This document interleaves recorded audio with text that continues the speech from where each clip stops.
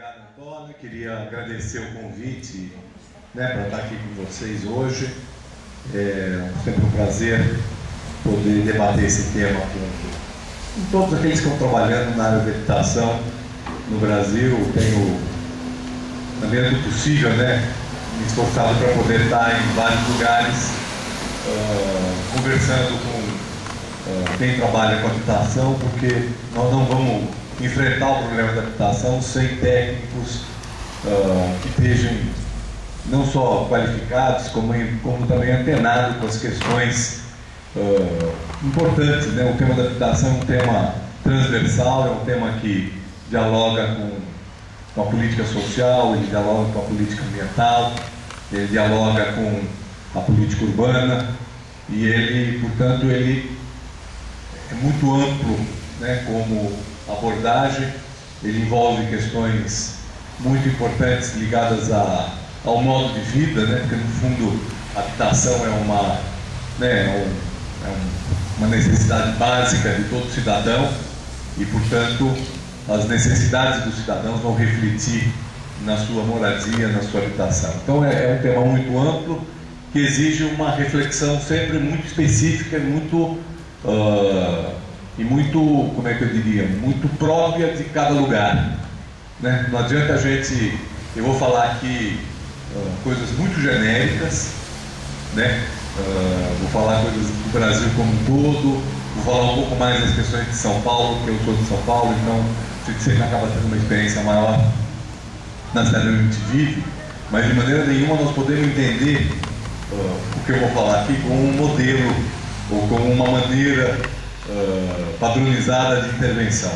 Na verdade, cada lugar requer um olhar específico, requer soluções específicas, requer fazer uma análise específica da situação concreta, e por isso que é muito importante ter técnicos que possam ter uma visão ampla, uma visão geral, portanto, para poder entender os processos e ao mesmo tempo estejam profundamente enraizados em cada lugar para poder fazer essa leitura específica de cada lugar e buscar soluções próprias para cada lugar.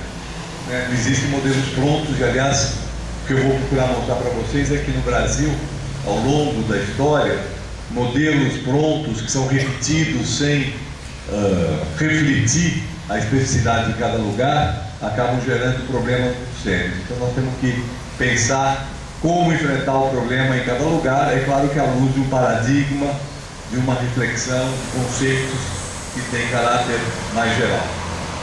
Eu vou também falar um pouquinho, como vocês viram aí pelo currículo que a Antônia leu, nesse momento eu estou no Ministério do Meio Ambiente, fui convidado pela ministra Isabela Teixeira para montar uma secretaria voltada especificamente para a questão do meio ambiente urbano, que é uma questão que no âmbito do Ministério do Meio Ambiente nunca teve um protagonismo, nunca teve uma importância com os aspectos ligados, por exemplo, às florestas, ao desmatamento, as questões dos biomas, dos diferentes biomas do país, embora na cidade nós tenhamos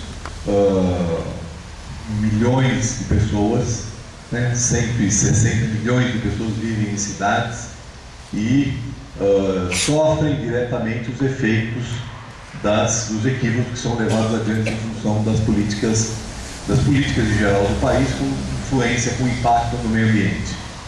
Então eu vou fazer conversei muito com o Antônio, vou fazer aqui um pouco um mix de uma reflexão sobre habitação, sobretudo sobre a história das políticas habitacionais no país, que estão presentes na minha tese que eu acabei de defender, minha tese de livre-docência, que vai sair em livro. Esse livro vai ser recente, porque a origem do Antônio já é bastante antigo, já é um pouco antigo, mas agora eu estou ele está lançando até no final desse ano, começo do ano que vem, um outro livro que chama Pioneiros da Habitação Social no Brasil, e ele é um livro que uma parte dele traça uma trajetória das políticas habitacionais de 100 anos de políticas habitacionais no país.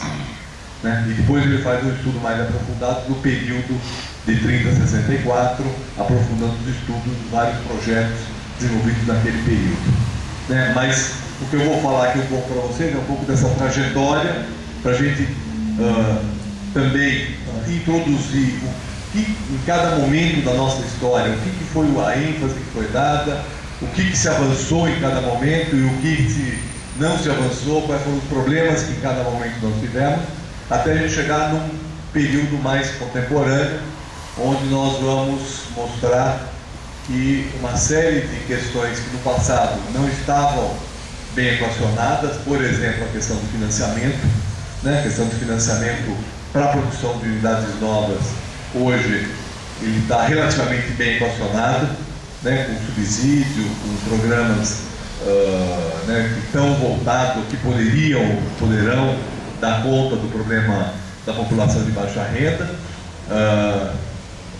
Nós também avançamos muito no sentido de construir um leque de programas que no passado não foram incorporados como programas públicos, como o programa de urbanização de favela, hoje está plenamente inserido dentro da política nacional, mas ao mesmo tempo uma série de outros problemas ainda não foram enfrentados, né? E o que faz com que, na verdade, nós tenhamos ainda seríssimos problemas de habitação e poderemos continuar a tê-los se não forem, né, levadas adiante algumas políticas específicas que são importantes. E aí uma segunda parte da minha conversa vai ser como que essa falta de equacionamento do problema da habitação gera um impacto forte nas questões ambientais, com prejuízo para as próprias pessoas que acabam né, se submetendo a situações de habitar em áreas vulneráveis do ponto de vista ambiental. Né? Então, e como nós então precisamos, né, hoje pensar essas questões de maneira articulada, né? Nós não podemos pensar isoladamente na questão do meio ambiente, né, ou na questão da habitação, temos que pensar de uma maneira mais conjunta para poder então pensar, né, o problema da habitação de maneira integral. Eu vou correr um pouquinho aqui na minha fala, né, para a gente poder ter aí um período no final para poder ter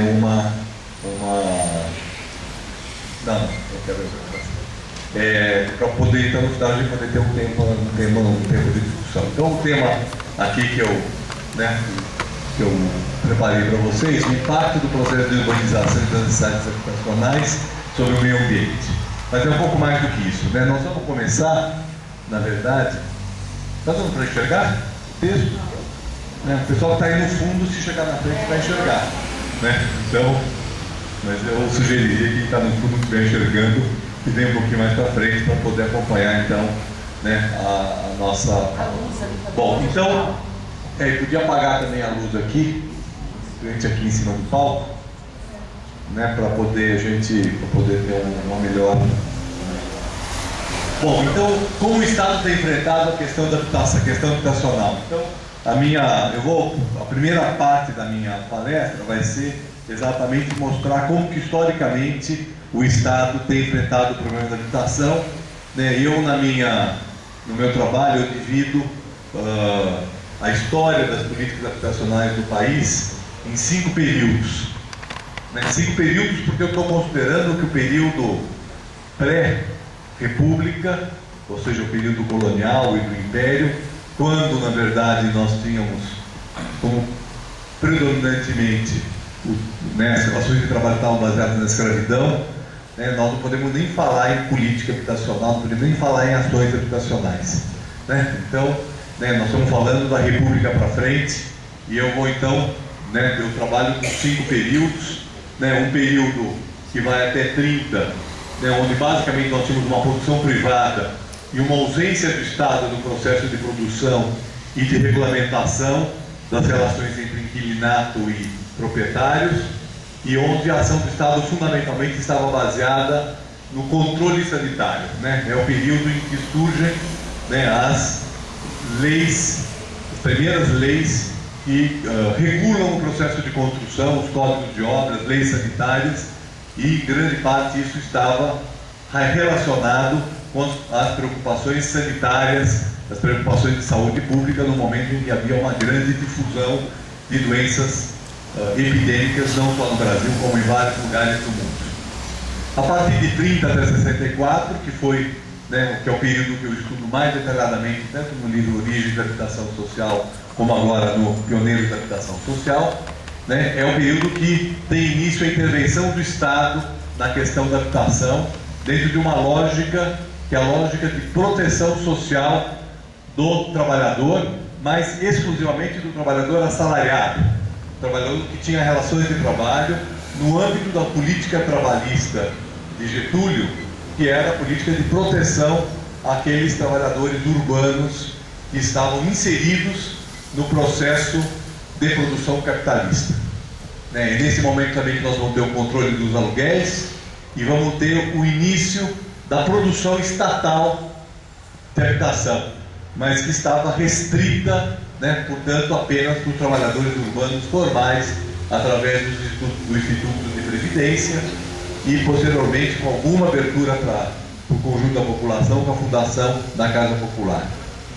A partir de 30, aliás, de 64, nós vamos então entrar no período que nós chamamos de período BNH, ou seja, o período em que surge, em primeiro lugar, uma ideia não totalmente realizada, mas que supera o período anterior, porque ela pelo menos tem a intenção de atender o conjunto da população, portanto ela começa a ter algum caráter universalista nas intenções, a montagem de um sistema de financiamento próprio, porque no período anterior nós praticamente não tínhamos um sistema de financiamento habitacional, nós tínhamos os fundos de previdência sendo utilizados para produzir habitação, mas esse sistema de financiamento estava baseado num recurso oneroso. O que significa um recurso oneroso? Significa o recurso que as pessoas precisam ter renda para poder pagar o financiamento, e por isso, embora em tese ele seria universal, ele estava restrito a quem tinha capacidade de pagamento. Bom, até esse momento nós podemos dizer que as soluções alternativas de habitação, aquelas que não seguiam este modelo da produção da casa pronta para ser habitada por uma família que tivesse capacidade de pagamento, não estavam colocadas. Então todas as habitações informais, que já eram muito grandes, a gente vai falar um pouquinho sobre isso mais para frente, não existiam esses programas, por exemplo, para urbanização de assentamentos precários, para apoio à autoconstrução, qualquer coisa desse tipo. Esse tipo de programa vai surgir embrionariamente exatamente no período seguinte, com o fim do BNH, com a desestruturação da política nacional de habitação do período do regime militar, cujo marco é o 86, porque é o ano do fim do BNH, mas na verdade isso é ao longo dos anos 80 que vai se processar esse despertar para necessidade de enfrentar os problemas da habitação informal. A gente estava conversando aqui que a ASP veio para o Brasil em 83, trabalhar com urbanização de favela. Em 82, lá em São Paulo, nós criamos um laboratório de habitação da Faculdade de Belas Artes, que fazia exatamente assessoria para habitação. Eu participei muito dessa experiência, e nós vamos ter alguns governos aí, a partir de exatamente 83, quando ocorreram as primeiras eleições diretas para governadores, que começam a implementar algumas políticas alternativas de habitação. Então é um momento de crise do sistema financeiro, de crise econômica. Nós vamos viver 20 anos de grande crise econômica no país, 25 anos, e é um momento então que vai abrir um momento de abertura para soluções alternativas. Bom, e finalmente, o último período, que é o período atual, quando vai haver uma retomada do financiamento em nível nacional, uma reconstrução da política habitacional no país, e a partir daí, com o governo Lula, uma nova política de habitação, com subsídio, com programas nacionais que parcialmente incorporam essas experiências alternativas. Ao mesmo tempo que eu uma parte dessa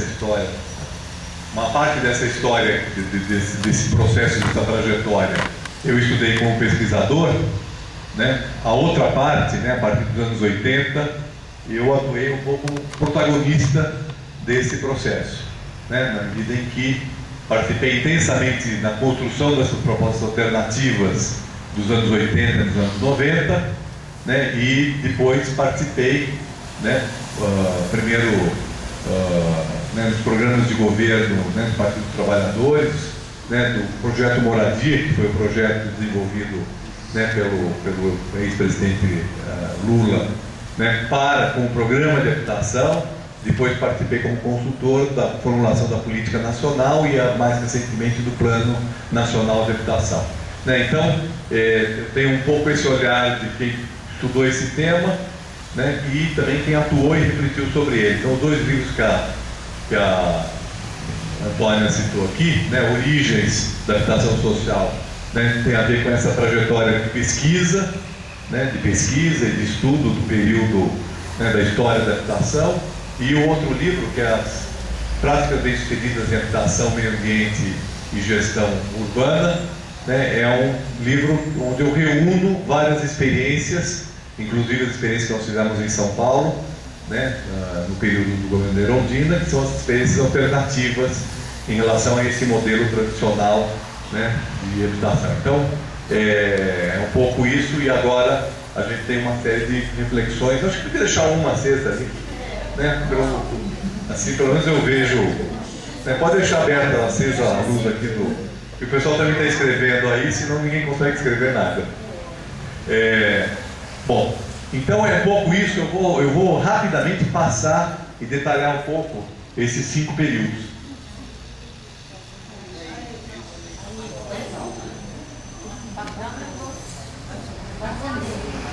Bom, aqui então a gente tem esses períodos,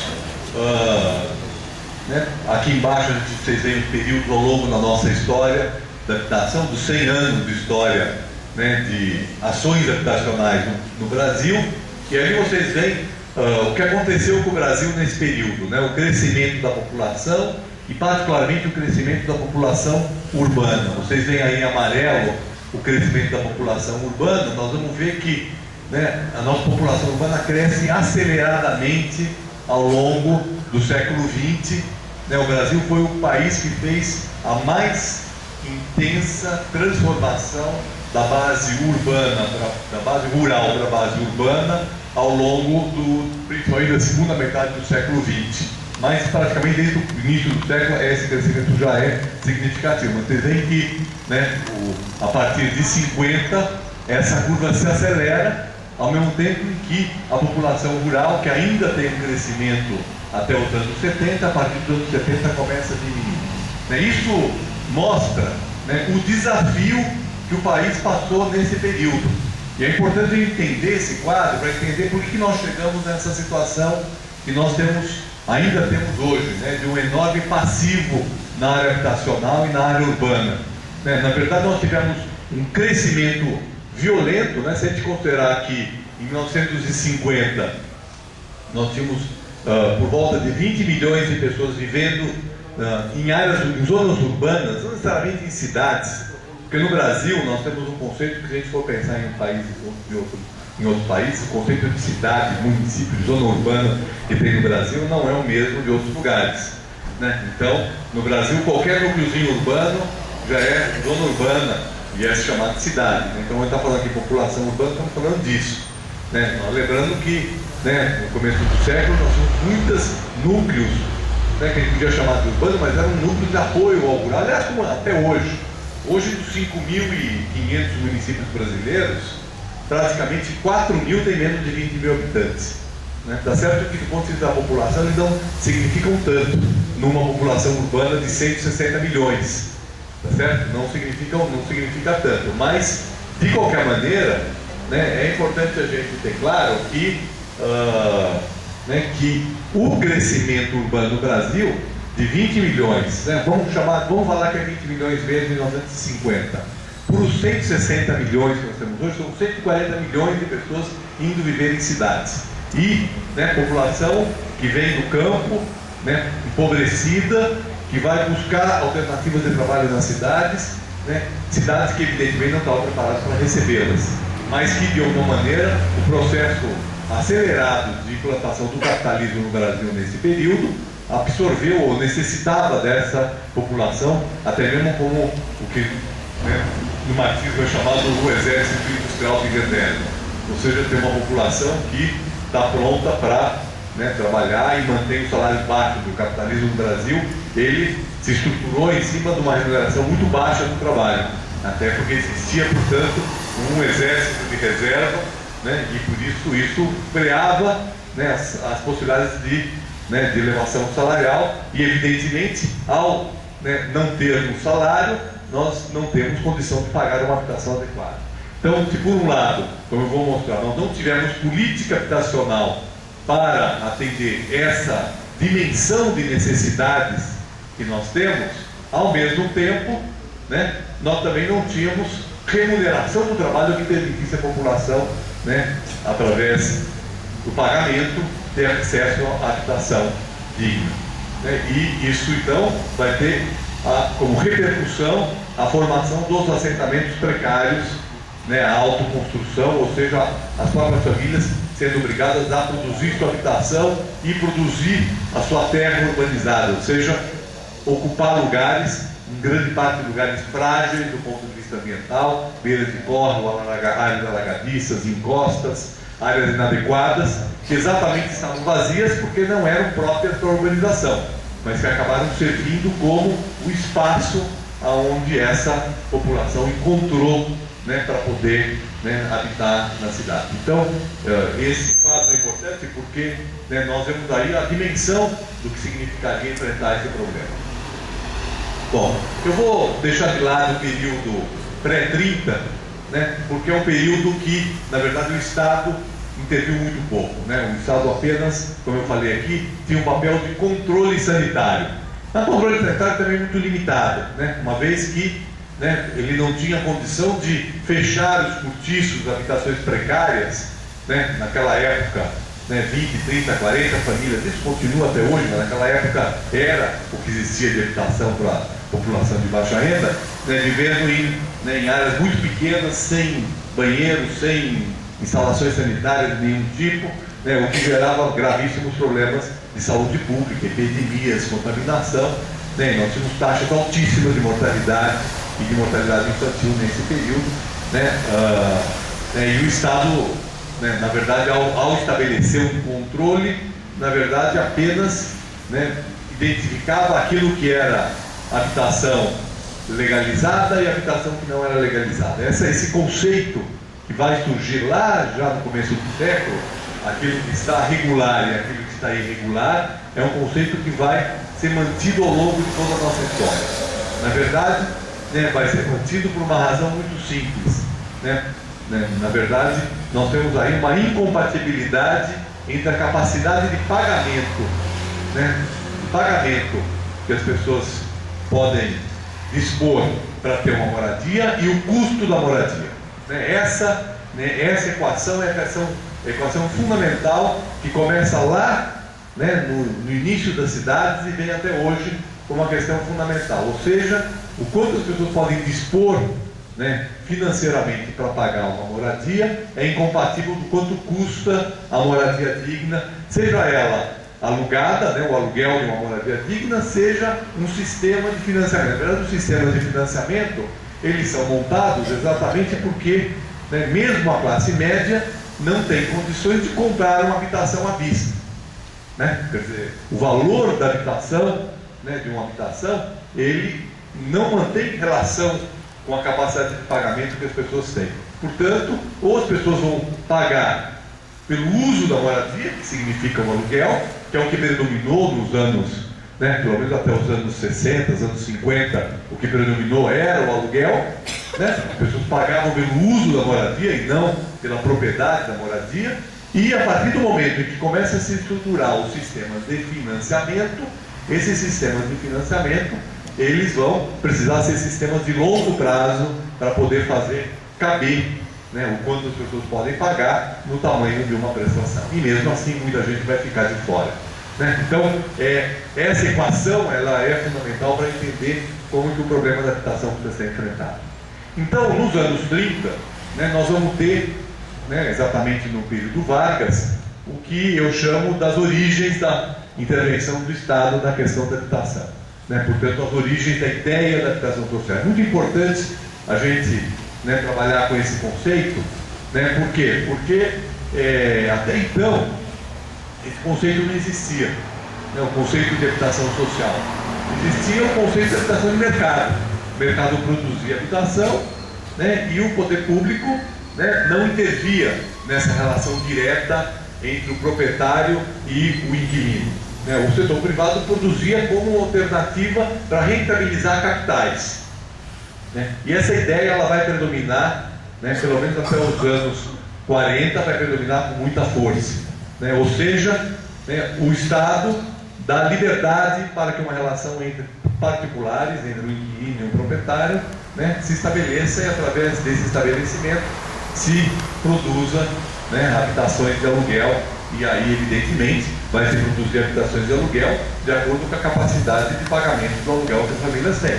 Portanto, quem não tem capacidade de pagar uma habitação digna vai passar a pagar um cômodo, né, sem banheiro, porque é aquilo que cabe dentro dessa lógica. O conceito da habitação social parte do pressuposto que o Estado deve intervir nessa relação, né? E o governo Vargas introduz essa questão que é muito importante do ponto de vista, né, das políticas de habitação. Então o Estado vai intervir nas relações entre inquilino e proprietário, evidentemente com uma invenção do governo Vargas, né? Nesse momento, nesse período, né, praticamente os principais países capitalistas do mundo estão fazendo isso, né, intervindo nessa relação, né?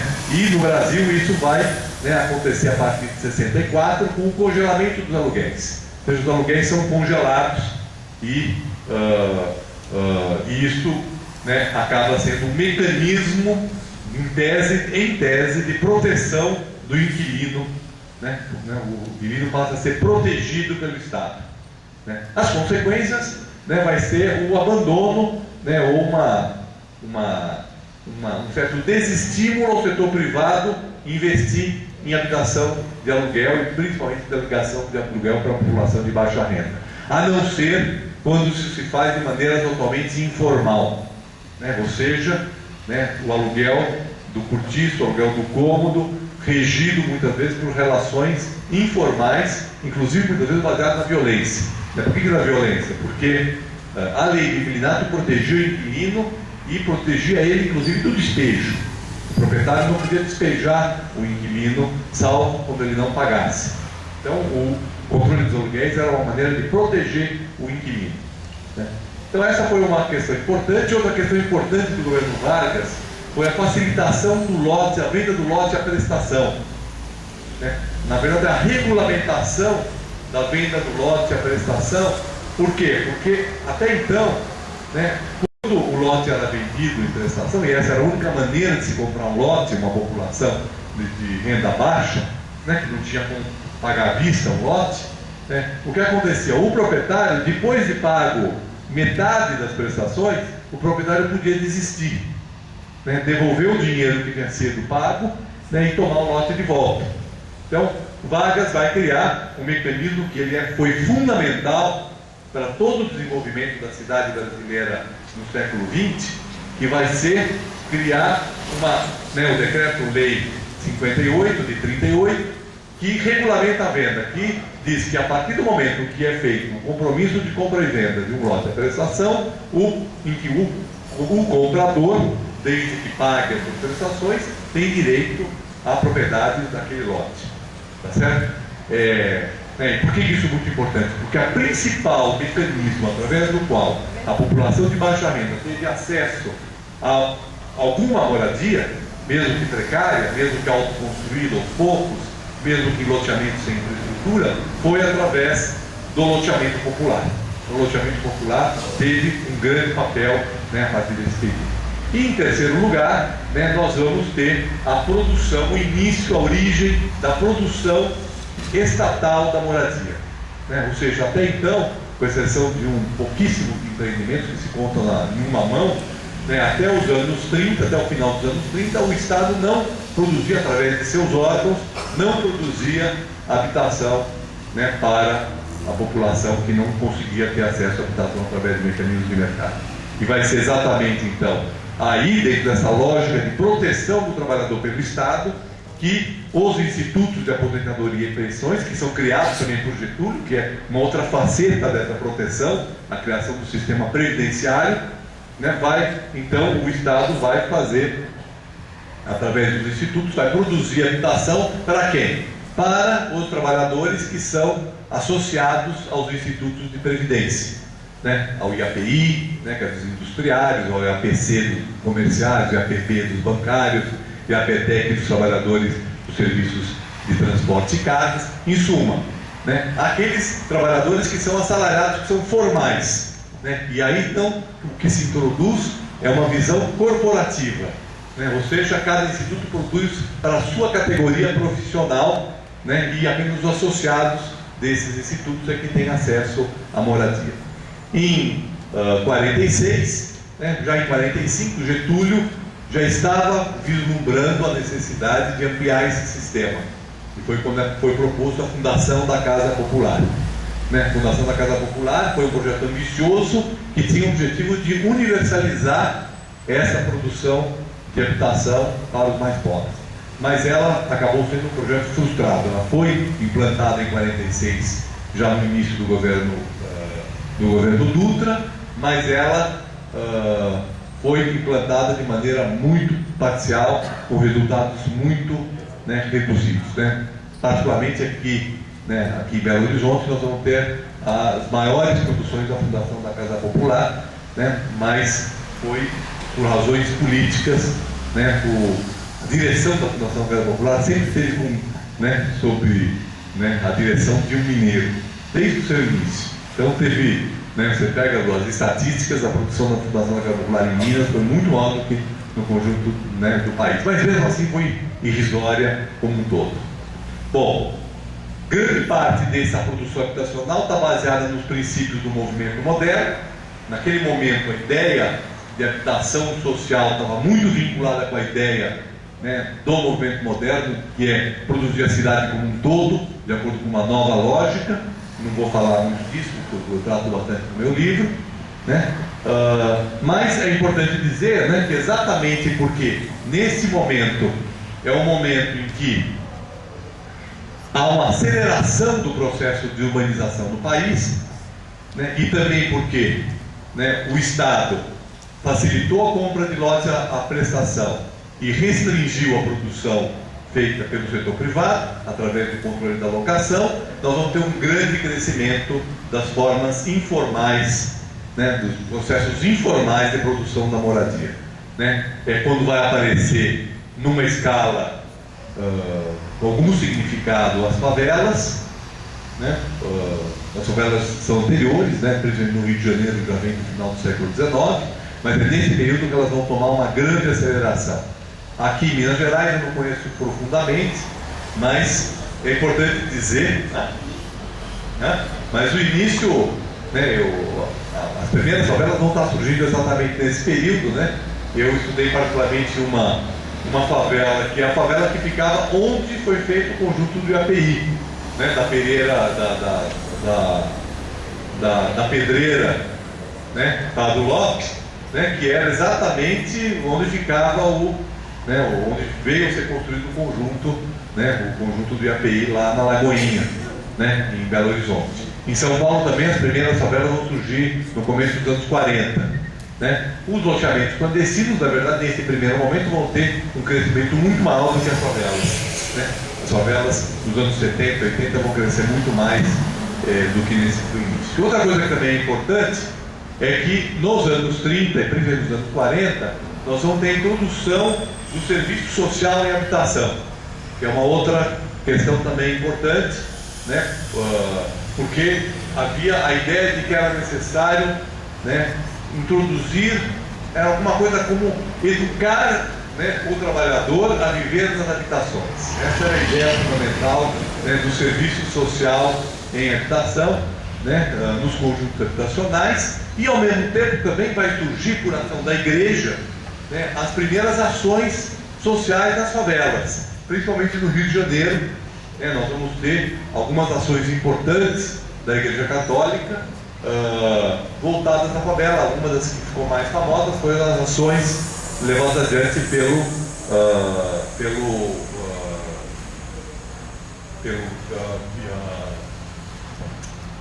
esqueci o nome, nosso importante bispo que trabalhou nas favelas do Rio de Janeiro, me escapou o nome agora, mas que construiu inclusive conjuntos habitacionais para os favelados e fez as primeiras urbanizações de favela, as primeiras urbanizações de favela que foram feitas no Rio de Janeiro no final dos anos 40, fundamentalmente a partir de uma ação da igreja, da Fundação Leão XIII, a Fundação Leão XIII e depois a Cruzada de São Sebastião. Então são ações que foram levadas pela igreja no âmbito da doutrina social da igreja, que também tinha como objetivo frear aquilo que eles entendiam como um perigo comunista. No Rio de Janeiro era a famosa frase, que era necessário subir os morros antes que os comunistas desçam dele. Então essa doutrina social da igreja visava exatamente uma ação social nas áreas mais precárias e baixa renda, e que tinham um pouco esse viés anticomunista no primeiro momento, mas que gradativamente foi se transformando numa doutrina social de apoio à organização das associações de favelas e da intervenção, vamos dizer assim, alternativa em relação às práticas que naquele momento, favela era alguma coisa que tinha como horizonte simplesmente serem removidas. Essa é a ideia fundamental das favelas. E esse trabalho social da igreja vai introduzir, ainda muito embrionariamente, a ideia de que as favelas tinham que ser urbanizadas e, portanto, tinham que fazer uma intervenção desse tipo. Bom, eu vou mostrar aqui alguns dos projetos desse período, muito rápido, aqui, só para a gente ter uma ideia dessa intervenção. Uma intervenção que estava baseada na produção de habitação pronta, com uma qualidade muito grande, e as moradias eram alugadas. A ideia que estava por detrás era a habitação pensada como um serviço público, pago, mas cujo pagamento estava de alguma maneira vinculado à renda. Então aqui é o conjunto do Pedregulho, e eu queria mostrar aqui, aproveitar para mostrar aqui uma questão importante, a introdução de uma questão importante nesse momento, que é a questão de que a habitação não se reduz à unidade habitacional.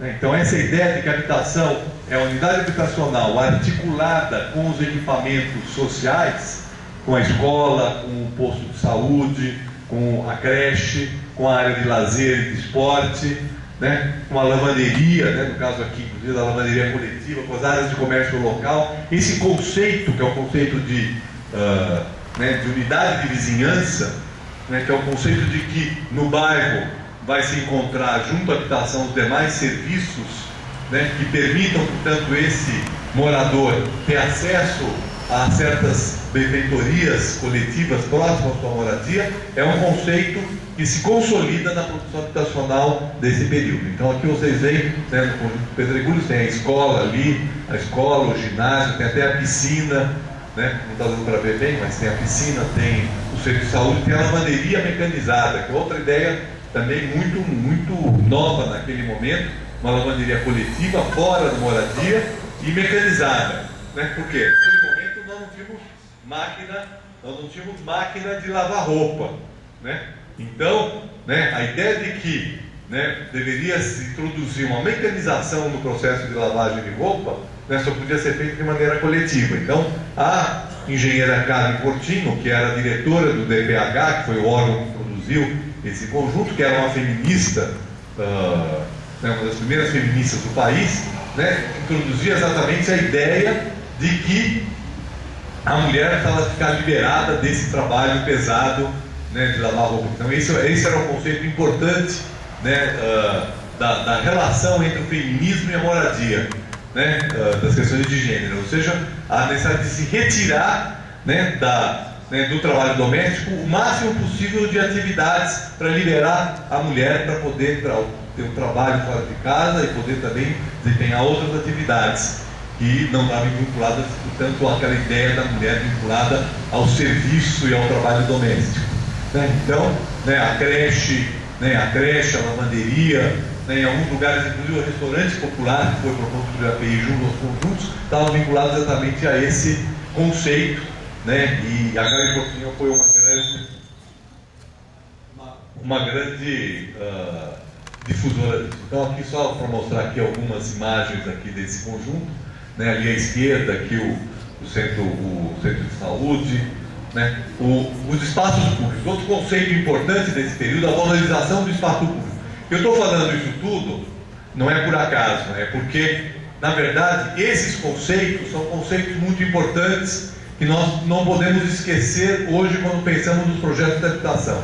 E eu, na minha tese, eu vou exatamente mostrar o que em cada momento, em cada período da história, o que se introduziu de importante que merece ser observado, observado de uma maneira mais detalhada, para que a gente possa pensar políticas e ações habitacionais no dia de hoje. Então, essas questões dos equipamentos são muito importantes, assim como a questão da valorização do espaço público.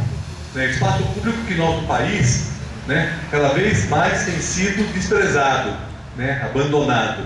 E nós temos, claro, que nós só vamos construir uma sociedade com dignidade quando nós tivermos um espaço público de qualidade e quando esse espaço público estiver habitado, não estiver desertificado, como tem ficado as nossas ruas.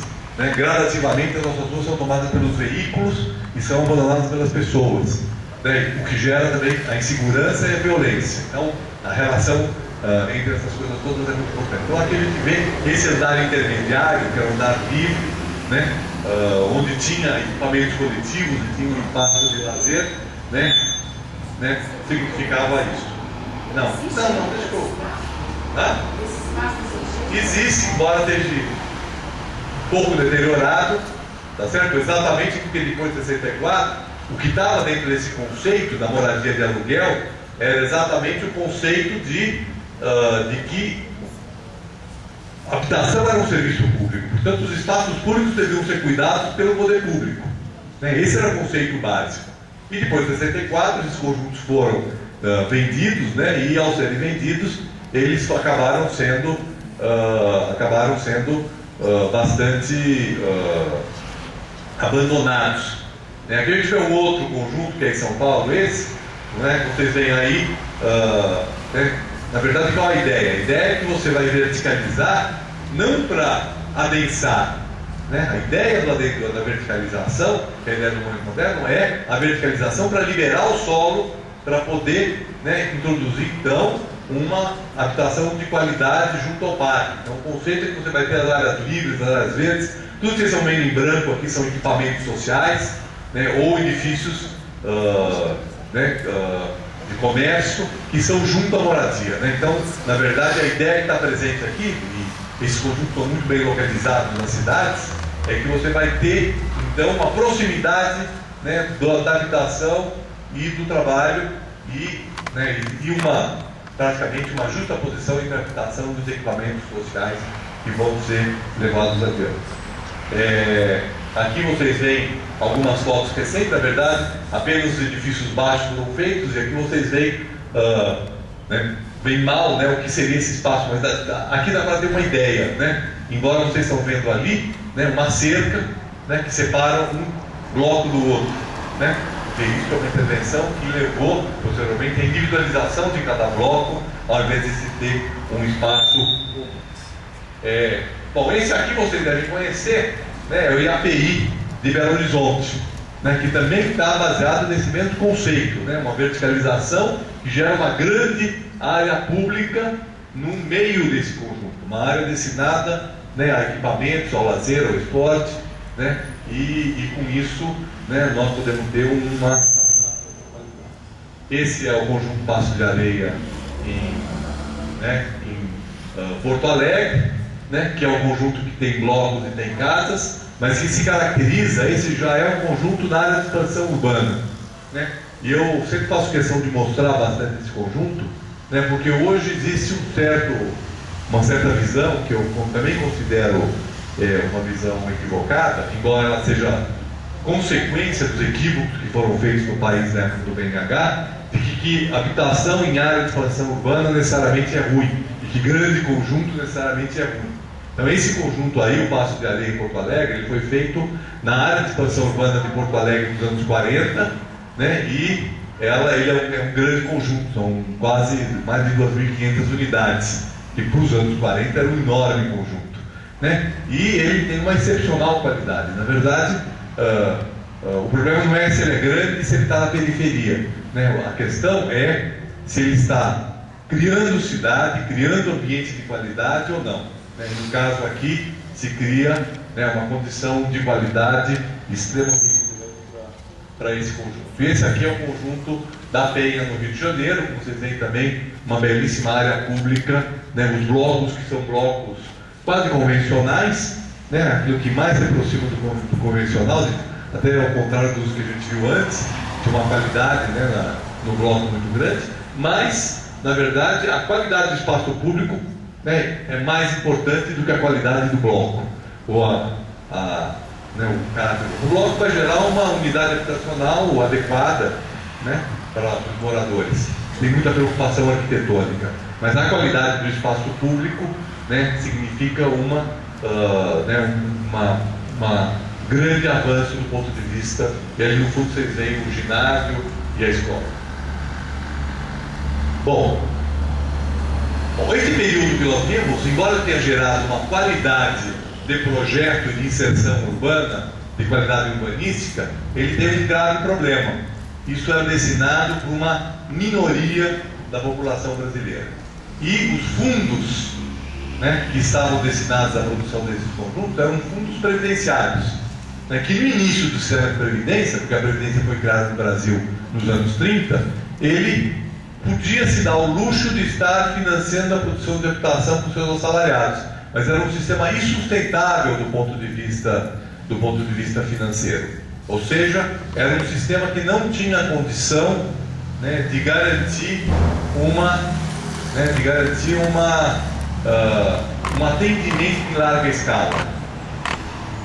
Bom, esse sistema já nos anos 50 estava em crise, né? Por quê?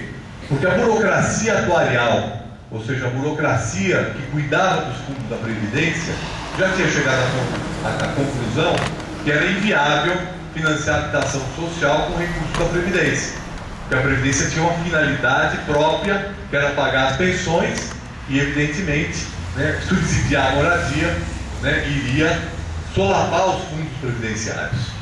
Né? Então, já nos anos 50, se reduz significativamente a produção de habitação feita pelo Instituto de Previdência. A fundação da Casa Popular, né, teve uma produção irrisória, né, e até a Revolução, até o golpe de 64, nós vamos ter então uma situação de falta de recursos próprios específicos para a produção habitacional, que vai ser suprida a partir de 64 com a criação do Sistema Financeiro de Habitação e do BNH. Então, o grande avanço que nós vamos ter nos anos 60, 70, até os anos 80, e até hoje, porque até hoje o Sistema Financeiro de Habitação ele está, né, funcionando e tem um papel muito importante, né, no financiamento habitacional. O sistema criou então recursos específicos voltados para a habitação, fundamentalmente o Fundo de Garantia por Tempo de Serviço e o recurso SBPE, o recurso da poupança, né, que criaram então um sistema de financiamento sustentável. Sustentável que eu estou falando é um sistema que se mantém desde que seja, né, seja garantida um mutuário com renda capaz de pagar aquele financiamento. Então, qual é o problema desse sistema? O problema desse sistema é que ele é um sistema que só pode atender uma população restrita, aquela que tem capacidade de pagamento. Né? Mesmo o FGTS, que é um recurso com subsídio embutido dentro dele, esse recurso ele é insuficiente para dar conta do problema, né, do problema habitacional como um todo. Né? E é por isso, então, né, que nesse momento nós vamos ter, né, um grande crescimento da habitação informal, porque também é um período de grande aceleração, já era acelerado, se acelerou mais ainda nos anos 60, 70 e 80, o processo de crescimento das cidades e de urbanização. Então o crescimento foi impressionante nesse período, e isso gerou, então, teve como consequência o fato de que nós vamos ter uma moradia, uma moradia precária, se espalhando por todo o território nacional, apesar do sistema financeiro de habitação ter financiado uma produção de 4.200.000 moradias entre 64 e 86, portanto um número muito significativo. Mas eu vou mostrar depois um gráfico para vocês, para ver o que eram as necessidades daquele período e o que foram efetivamente atendidas por esse sistema, e a gente vai ter, dessa maneira vamos ver que esse número é bastante pouco importante. E o que é importante nesse momento é entender que os recursos orçamentários, ou seja, recursos não onerosos, não estavam destinados à habitação. Estavam destinados, sobretudo, a criar infraestrutura para o processo de expansão industrial do país e para um modelo de mobilidade baseado no automóvel. Então, as grandes obras viárias, no período da ditadura, foram apoiadas com recursos orçamentários. E, por outro lado, esse sistema tinha como modelo a produção da casa própria pronta. Não passou pela cabeça dos nossos administradores nesse período apoiar as soluções alternativas de habitação, como autoconstrução, ou promover o processo de urbanização de assentamentos precários. Ou seja, se concentrou os recursos orçamentários naquilo que era efetivamente do interesse maior do sistema político, do sistema econômico, sobretudo também porque nesse período as reivindicações populares estavam submetidas a uma forte repressão. Era o período da ditadura militar, e portanto nós vamos ter aí um forte crescimento da informalidade sem apoio nenhum do Estado, e não é por acaso que os recursos vão para a produção de habitação pronta. Na verdade, fazia parte desse projeto da ditadura militar fortalecer o setor da construção civil e, portanto, destinar os recursos para a produção formal significaria fortalecer um setor industrial capitalista, que era um dos objetivos de todo esse sistema. E é por isso, então, que nós vamos ter a produção de moradia desse tipo, grandes conjuntos habitacionais na periferia da cidade. Como eu falei, isso gerou, inclusive, uma reação, que é a reação contrária a esse tipo de conjunto habitacional periférico, porque, na verdade, eles eram não só periféricos, eram mal projetados, eram sem identidade, eram milhares de habitações iguaizinhas, onde a população não participava do processo de discussão e porque também não estavam vinculados à estruturação urbana e não tinham equipamento. Então, naquilo que foi a experiência anterior, que é a produção de conjuntos habitacionais como pedaços de cidade com equipamentos, inclusive com a preocupação de ligar esse sistema, essas habitações ao sistema de transporte coletivo. Então, por exemplo, no Rio de Janeiro, por exemplo, onde mais se produziu no período anterior, havia a preocupação de fazer os conjuntos do lado das estradas de ferro, das estações das estradas de ferro, mesmo quando eles eram periféricos, eles estavam vinculados ao sistema de transporte coletivo. A partir daí não, simplesmente se implanta de qualquer lugar sem criar cidade. Então essa é uma das questões que nós vamos retomar no final, porque o impacto ambiental e social desse tipo de intervenção é enorme. Bom, e aí a gente vê então a falta de identidade que está presente nesse tipo de conjunto, que é são conjuntos sem qualidade arquitetônica e urbanística. Aqui vocês veem então nesse gráfico o que significou essa produção de unidades prontas frente às necessidades. Então, em azul escuro aí, vocês estão vendo o que se produziu, por exemplo, 4 milhões de moradias entre... Aqui as datas são aproximadas porque são usadas do censo, e a gente só tem as necessidades habitacionais pelo censo. Então, em azul claro, tem as necessidades do período. Quantas famílias, quantos domicílios se formaram nesse período. Em azul escuro eu tenho o quanto se produziu de habitação apoiada pelo Estado nesse período. Vocês veem que de 40 a 60 foi muito pouco, né, de 60 a 90, né, na verdade 90 porque, né, é a data que nós temos, o BNH foi extinto em 86, mas muito do que ele financiou estava sendo produzido até 87, 88, 89, né, vocês veem que, né, também significa aproximadamente 20% das necessidades do período. Essas diferenças, né, entre o azul claro e o azul escuro, né, significa o quê? Uma pequena parcela, muito pequena, da população de renda média e alta, que pode autofinanciar a produção da sua casa, e o restante o que é? O restante é a população de baixa renda, que com diferentes mecanismos foi viabilizando a produção da sua casa. Aí é claro que eu posso ter uma baixa classe média que comprou um lote, mais ou menos, e construiu sua casa, contratou um pedreiro, ou foi autoempreendendo a casa e chegou numa casa em condições razoáveis, e tem uma grande maioria que ficou construindo suas casas em etapas, no lote próprio, né, sempre tendo uma casa inacabada, né, ou levando 20 anos para ter uma casinha mais ou menos pronta, e aqueles que não tinham sequer condição de comprar um lote, que ocuparam uma área e autoconstruíram um barraco ou uma moradia precária, precariedade de infraestrutura. Então é um pouco aí que vai se formar, né, os bairros periféricos, né, desse tipo, né, que expressa exatamente essa produção informal da moradia autoconstruída. Isso vai gerar então um conceito que nós trabalhamos bastante, que é o trinômio, né, loteamento periférico, autoconstrução e casa própria.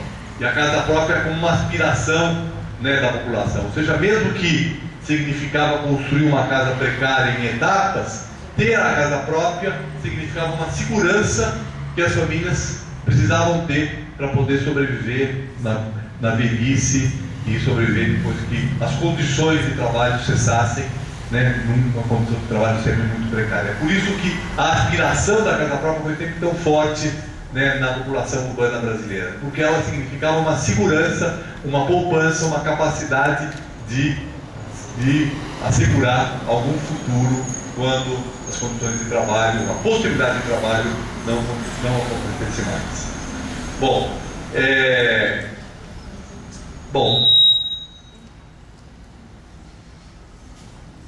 A partir dos anos 80, então, né, nós vamos ter, né, um processo que são, vamos dizer assim, contraditórios, né? Tem muitos que chamam essas décadas de 80 e 90, das décadas perdidas, né? Vocês já devem ter ouvido falar nisso, né? E as pessoas falam isso porque foram décadas de baixo crescimento econômico, de crise econômica. Na verdade, a ditadura, o modelo econômico da ditadura, que foi concentrador de renda, que foi gerar uma aceleração do processo de industrialização e de urbanização baseado no financiamento externo, gerou uma crise fortíssima, né, no país nesse período, e o Brasil teve 2 décadas de baixíssimo crescimento econômico e de grande crescimento da pobreza urbana e da violência urbana. Né, os anos 70, os anos 80 e 90 se caracterizaram exatamente por essas marcas. Mas, ao mesmo tempo, né, essas décadas foram décadas muito proveitosas do ponto de vista político. Foram as décadas da redemocratização do país. Foram as décadas do fortalecimento da sociedade civil. Foram as décadas muitas vezes, né, acabam também levando ao assoreamento do solo, né, e erosão, né, com impactos ambientais importantes.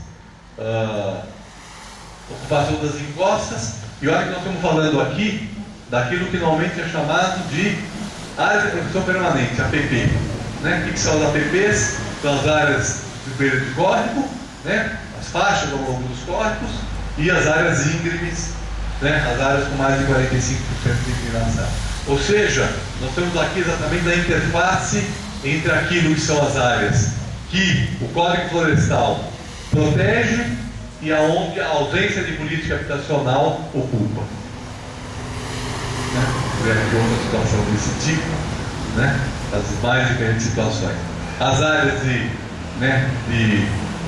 proteção permanente, né, sendo invadidas por habitação. Áreas de mananciais sendo ocupadas, né, áreas que estão produzindo a água que nós vamos beber no dia seguinte, o que faz com que as nossas regiões metropolitanas hoje sejam áreas semiáridas, ou seja, nossas áreas metropolitanas, elas hoje não viveriam isoladamente. Se alguém cercasse, se as áreas fossem cercadas, nós iríamos morrer de sede.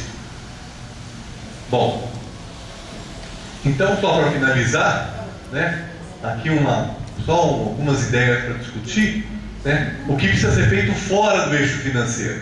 Porque o problema todo, né, é que nós ainda voltamos a tratar a política habitacional como uma política de recursos. Ela não pode ser exclusivamente política de recursos, né? Recursos são fundamentais, né? E essa história toda mostrou, né, que é fundamental que a gente tenha recursos subsidiados e recursos de financiamento para enfrentar o problema da habitação. Mas, né, nós precisamos ter, além disso, uma política fundiária para garantir acesso à terra urbanizada para habitação, tá certo? Porque senão nós vamos reproduzir esse modelo que nós acabamos de ver aqui. Nós precisamos combater a especulação com terras e imóveis ociosos, né? Ou seja, nós não podemos, né, nos dar ao luxo de ter dentro das cidades áreas subutilizadas e com baixa ocupação ou totalmente vazias.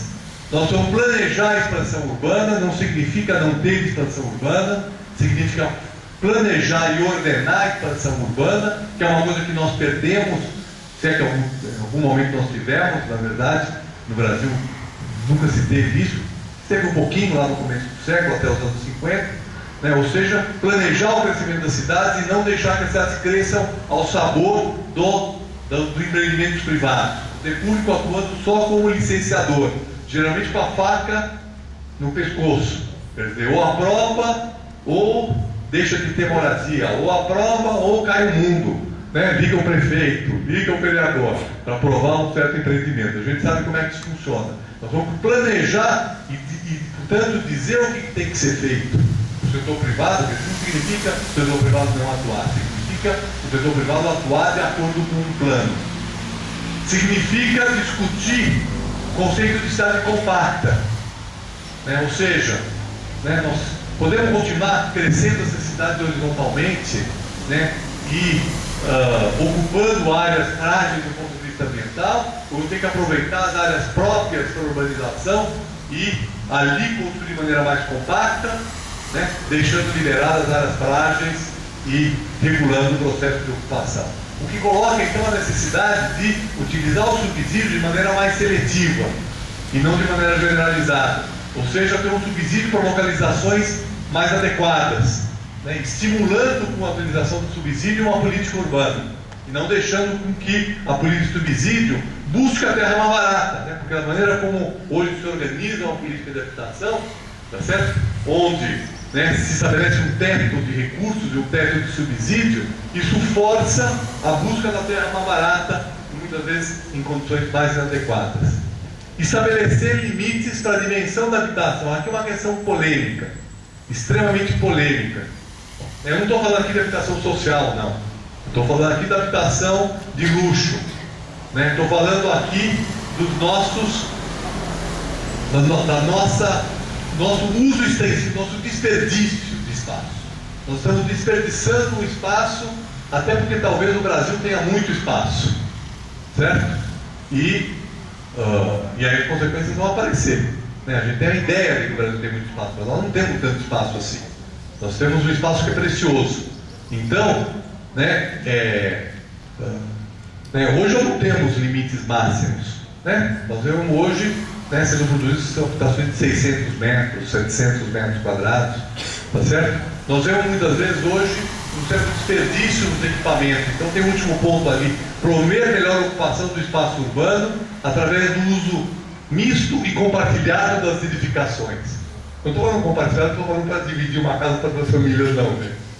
Certo? Embora talvez algumas casas, né, estão tão grandes que elas poderiam, né, ali você poderia ter 2, 3 famílias morando adequadamente. Mas não é disso que eu estou falando, não. Eu estou falando, né, que existe uma certa tendência a se construir mais do que se precisa. E se dá manutenção e se dá utilização para o espaço aquém do que se precisa.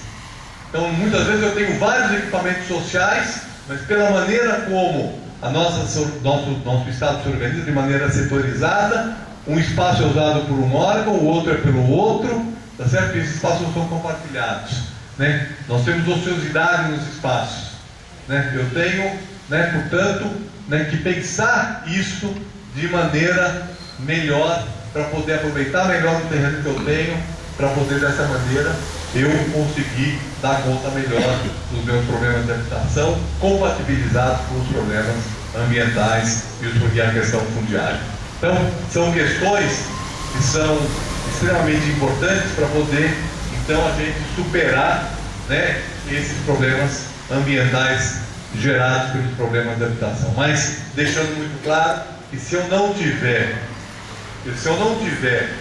uma política habitacional que dê conta de resolver o problema da moradia de baixa renda, eu vou ter continuidade a esse processo extremamente pernicioso, né, de ocupação das cidades, com consequências ambientais muito sérias. Então é mais ou menos isso que eu queria falar para vocês, né? Obrigado e podemos responder algumas questões.